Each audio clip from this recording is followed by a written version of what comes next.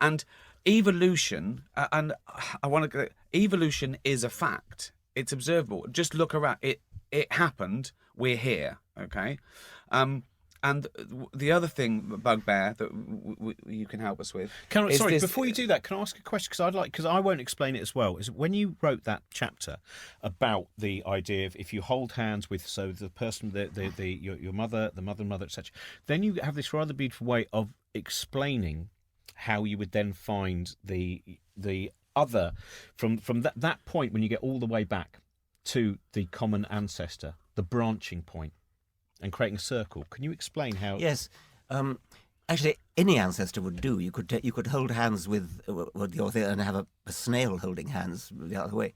There has to have been a moment back in time when somebody gave birth to two children, one of which was destined to give rise to snails and one of which was destined to give rise to humans. Yeah. Plus, of course, all vertebrates. That is very counterintuitive, I suppose. I did it in the article you're talking about with just going back to the common ancestor with chimps. And there had to have been about 6 or 7 million years ago, there had to have been one female who gave birth to two babies. And one of them gave rise to our lineage and the other gave rise to the chimp lineage going down through forests. Ours went down through savannah.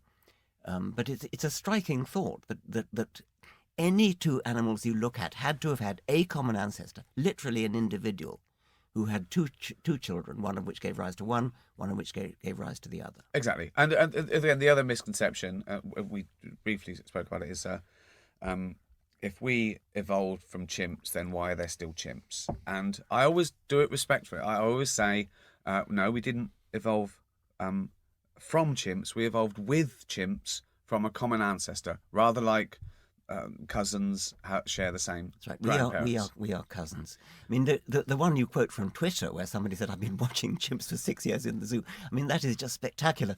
That's a 5-year-old would say that. That's like a 5-year-old. Rather frequently, when reading Twitter comments, I'm reminded of George Carlin's remark. Think how stupid the average person is. Of course. And then reflect that 50% are even more stupid than that. Exactly, yeah. What is the way of... Because it is such a beautiful story, the evolution story, and I think it's a bit like... I mean, on that... Infinity is a similar one. When we started the Infinite Monkey Cage radio show that I do with Brian, we had people saying that the Infinite Monkey Cage was rubbish because they put a typewriter in a zoo in Paynton with 5 monkeys and they hadn't typed out. And you go, the numbers... and I think, again, it's about... Is it about scale? Is it about... Yes, it is. We can't comprehend. Yes, it is. It's the number of generations and years and how tiny those changes had to be each time. Like... and also, then you go into what if it was a recessive gene? What if it was a dominant gene? And then add to that 99% of all species that ever lived were extinct, often with no trace. To some degree, I do understand why it's hard, why God is easier. But it's not, because it's not really answering it. Saying God did this is saying I don't know. Are quite comfortable to have both now. How do you think is? I wonder. You obviously. But that's impossible. That to me is that isn't. I don't think that is possible to have both, because there's so many obstacles and there's so many logical contradictions that you either don't need both, like praying. The number of times I say to people, if a doctor said to you, we can either give you the chemotherapy or we can pray, which one do you want? Well, I'll do both. Well, why do both? Don't you trust God? Because you talk in your second volume of autobiography, you talk about the discussions with people like Rowan Williams. How do you think that someone like him, who's an incredibly intelligent man, balancing the two things, which is he's not anti-evolution, is he? No, he's not.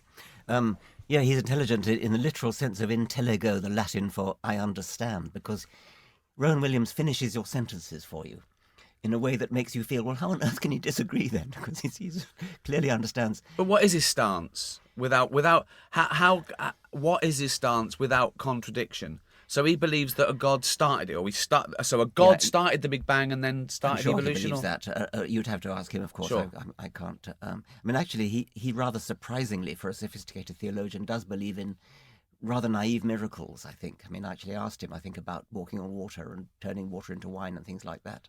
Well, you might as well, though, because I think if you believe in an all-powerful, all-knowing, all-loving being that can do all-powerful, anything, especially. Yeah, you and might. I think that's what they do. They say things like, "Well, the resurrection is non-negotiable. Well, I'm a Christian. I've got to believe in the resurrection. And once I've given that, once I've agreed to believe in the resurrection, then water into wine is child's play." I mean, Of course, but then we can go deep into the resurrection. So, what the Christian faith believes that God gave His only Son, which was Him. Yeah, is that correct? Jesus was completely God and completely human. But if you look at the, I think if you start looking at the logic of this is, I think for a lot of people that we might mix with who are the more liberally religious people, it's not the same as actually I think sometimes think it exists as an answer, and I think it might not be. Their belief in God is not to answer something; it is something which is not within the same realm of scientific. No, I agree.